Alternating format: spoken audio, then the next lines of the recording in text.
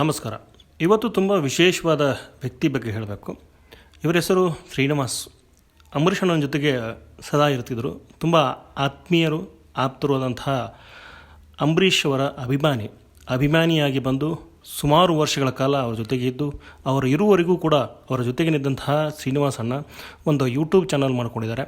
So ಆ YouTube ಚಾನಲ್ನಲ್ಲೂ ಕೂಡ ಅಂಬರೀಷ್ ಅವರ ಬಗೆಗಿನ ವಿಚಾರಗಳಿರುತ್ತೆ, ಅಂಬರೀಷ್ ಅವರ ಬಗೆಗಿನ ಸಿನಿಮಾ ಮಾಹಿತಿಗಳಿರುತ್ತೆ.